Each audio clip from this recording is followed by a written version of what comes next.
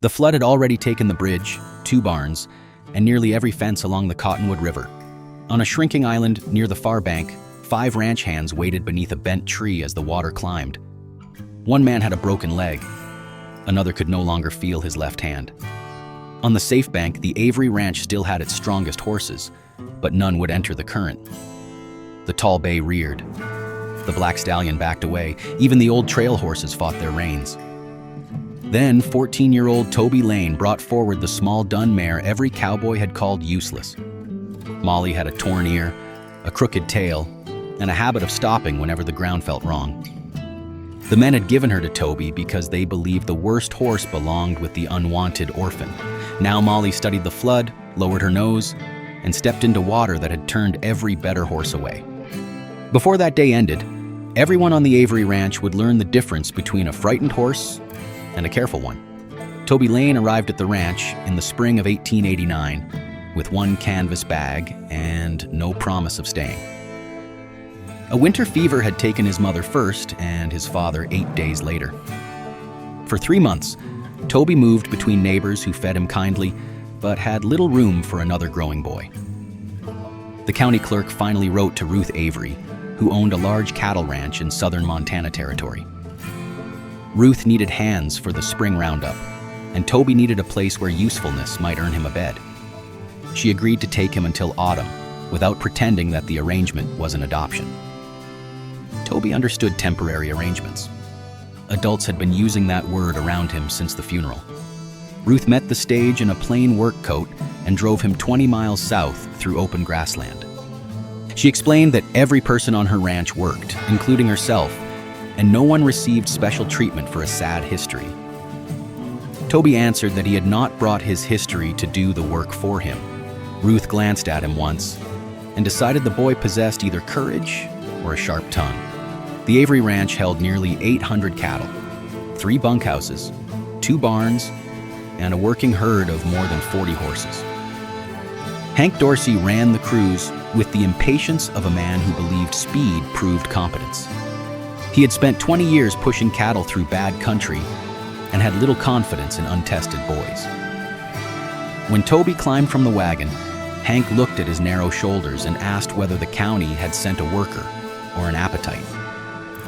Several cowboys laughed, and Toby learned which faces would enjoy watching him fail. His first week was spent hauling water, cleaning stalls, repairing rope, and waking before men twice his age. He did every task without complaint, because complaint had never convinced anyone to keep him. At the end of the week, Ruth told Hank to assign Toby a horse for the roundup. The ranch hands gathered beside the corral as though choosing a horse for the Orphan promised entertainment. Hank passed the steady geldings, the quick mares, and every animal trusted with serious work. He stopped at the far rail where a small dun mare stood alone with one hip resting. Her name was Molly, though most men called her the bog pony when Ruth could not hear them. She was short through the shoulder, broad through the chest, and marked by old scars along both hind legs. The tip of her left ear was missing, and her coat never held a clean shine for more than an hour.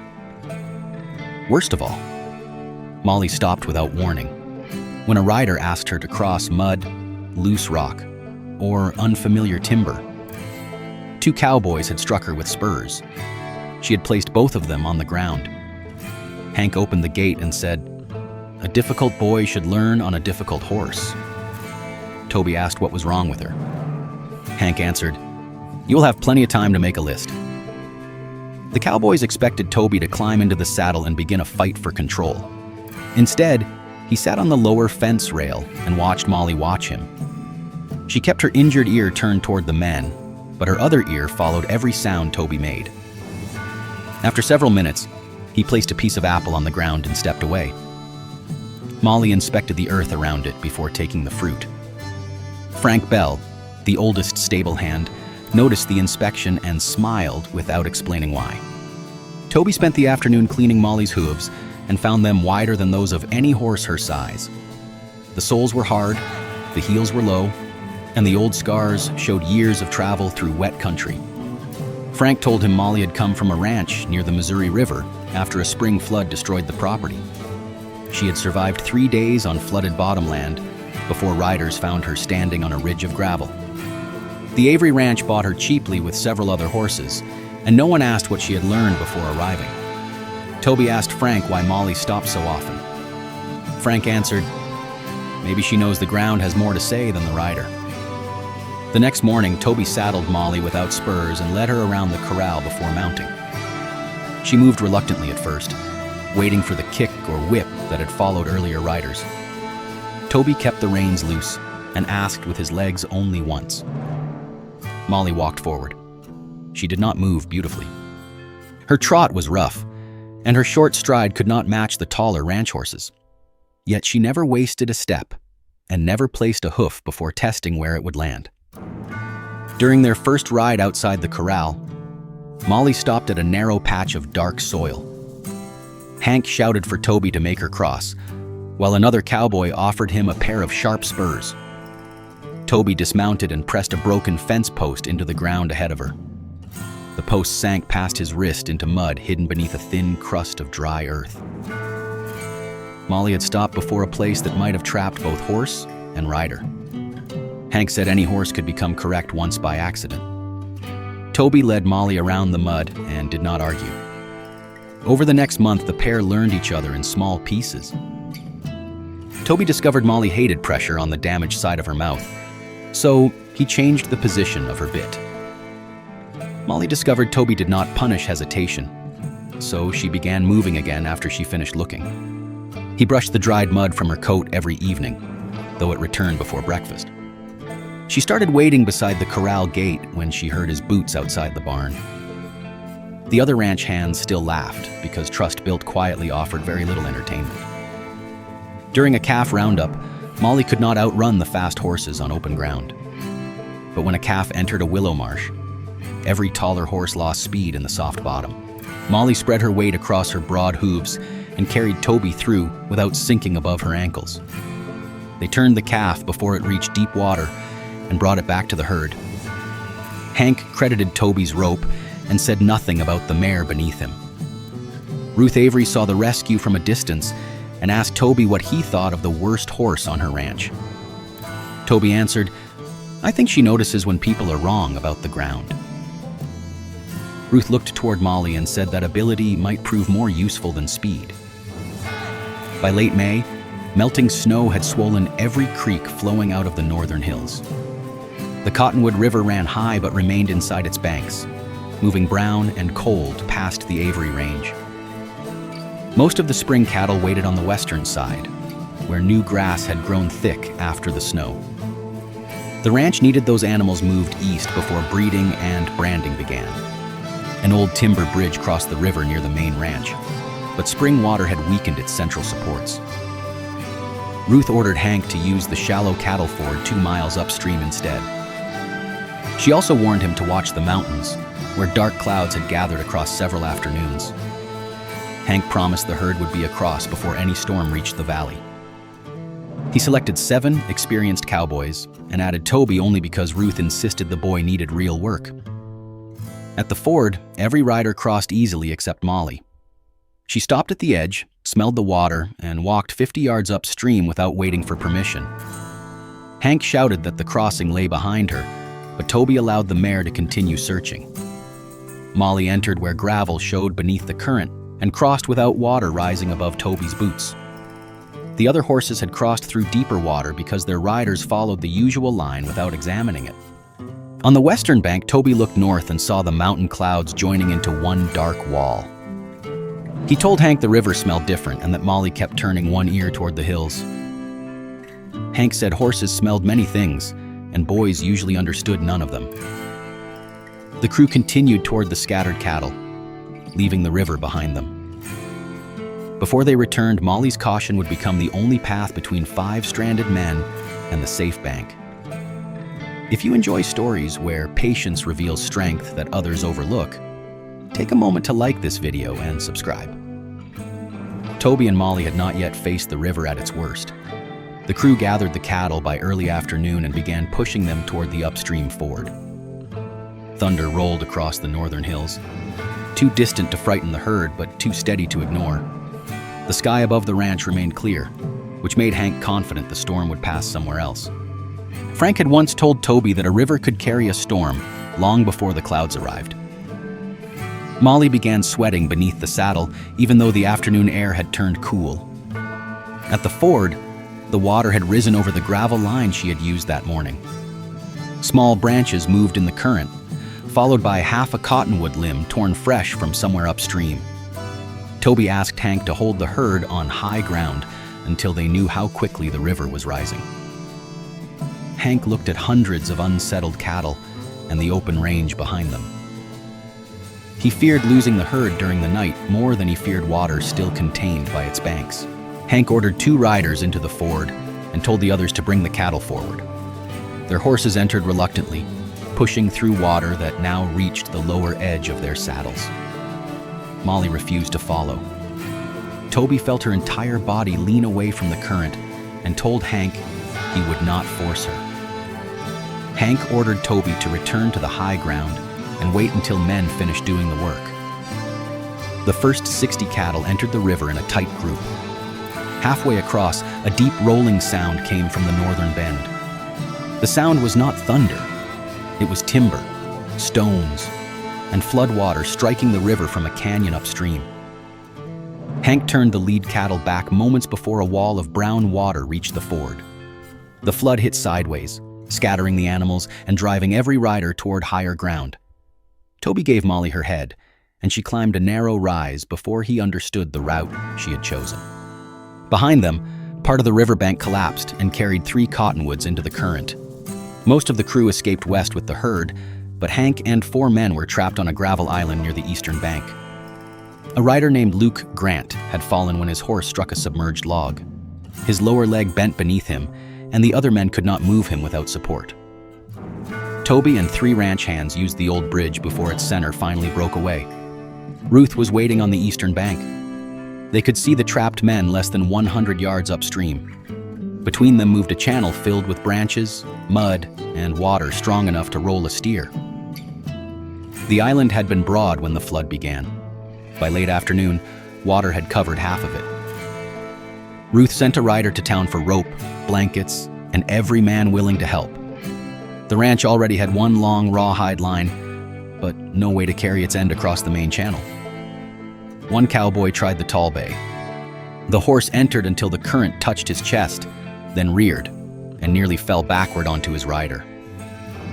Another man brought the black stallion, whose speed and strength had won races across 3 counties. The stallion struck the water with both front hooves and spun away before reaching the current. Ruth refused to let a 3rd rider force another horse into panic. Across the channel, Hank supported Luke, while water rose around the roots of the bent tree. Darkness was less than 2 hours away, and the temperature had begun falling with the rain. Toby walked Molly along the bank without asking her to enter. She stopped at 3 places, smelled the water, and rejected each one. Near a curve below the broken bridge, her ears lifted, and she stepped onto a shelf of gravel hidden beneath the surface. The main current struck the far side of the curve, leaving a slower channel close to the eastern bank. Molly had found the same kind of protected water that once carried her out of the Missouri floodplain. Toby tied the rawhide line to his saddle horn and told Ruth he could reach the island from below. Ruth said the mare might know the water, but that did not make Toby too old to drown. Toby answered that every man on the island had once crossed a dangerous place for someone else. He also reminded her that Molly had been correct every time a rider allowed her to choose the ground. Ruth examined the slower channel, the fading light, and the island disappearing upstream. She shortened Toby's stirrups, checked his knots herself, and told him to turn back at the first sign of panic. Toby removed Molly's bit so the metal could not interfere if she needed to swim. He wrapped one hand in her mane, kept the reins loose, and asked her forward. Molly entered slowly, placing each hoof until the gravel shelf fell away beneath her. When she began swimming, she turned downstream instead of fighting directly toward the island. For several terrible seconds, it looked as though the flood had taken control of their direction. Then the current carried them into slower water behind the island, exactly where Molly had aimed. Her hooves found gravel again, and she climbed from the water beside the trapped men. Hank stared at the mare he had assigned as a joke and did not know what to say. Toby handed him the line and ordered everyone to secure it above the highest remaining ground. The men stretched the rope between the island and a cottonwood on the safe bank. With a second line, the rescuers sent an empty feed trough across like a narrow boat. Luke was placed inside with his broken leg secured between two flat pieces of wood. Men on both banks steadied the trough while the current tried to turn it sideways. Halfway across, a branch struck the guide rope and pulled it beneath the surface. Molly leaned backward against the saddle line, holding the rope high enough for the branch to pass underneath. The trough reached the safe bank with Luke cold, frightened, and alive. The remaining men crossed one at a time while gripping the upper rope and wearing loops secured beneath their arms. Hank refused to leave until every other trapped man had gone before him. By then, the island had narrowed to a strip of gravel no wider than a wagon. Hank crossed with the guide rope, leaving Toby and Molly alone on the island. The mare was exhausted, and for the first time that day, she did not move when Toby asked. From the safe bank, Hank called for Toby to release Molly and use the rope alone. Toby refused to abandon her. He waited and allowed Molly to study the channel without pressure. A section of gravel collapsed behind them and vanished into the brown water. Molly stepped forward on her own. She entered the slower channel, followed its curve, and reached the gravel shelf while the last daylight disappeared. When her hooves touched the safe bank, Ruth caught Toby by the coat and pulled him from the saddle. Hank slid down beside them and rested one hand against Molly's wet shoulder. He said, "I spent 2 years trying to make this horse stop thinking." Toby answered, "She spent 2 years trying to keep you alive long enough to notice." No one laughed. The flood remained high through the night, but every trapped man reached shelter before the temperature dropped below freezing. Luke kept his leg, though he did not ride again until late autumn. Most of the scattered cattle were recovered after the river returned to its banks. The ranch lost fencing and part of the western herd, but Ruth counted people before property when she recorded the damage. Molly spent 6 days in the warm barn with grain, dry blankets, and no saddle on her back. Ranch hands, who had ignored her for years, began stopping beside the stall with apples and awkward praise. Molly accepted the apples. She showed no interest in their revised opinions. Hank repaired the broken corral gate himself and removed the words "bog pony" from Molly's stall. He later asked Toby to teach younger riders how to recognize hesitation before punishing it. Toby said he could teach them to wait, but the horse would have to teach the rest. When autumn came, Ruth Avery placed 2 papers on the bunkhouse table in front of him. One offered a full year of wages. The other allowed him to choose any horse owned by the ranch. Toby signed the work agreement and pushed the horse list back without reading it. He said he had already chosen on the first day, when Molly took an apple only after making sure the ground was safe. Ruth gave him the mare and added his name permanently to the ranch ledger. For the first time since the funeral, Toby possessed something more certain than a temporary place. Years later, cowboys remembered the flood as the day the worst horse on the ranch carried the unwanted boy into its strongest current. Toby remembered it differently. Molly had never been the worst horse. She had only been judged by men too impatient to understand her. Would you have trusted Molly enough to enter the flood? Or would you have waited for a stronger horse? Share your answer in the comments. Then like this video and subscribe for more stories about courage, loyalty, and overlooked strength in the American West.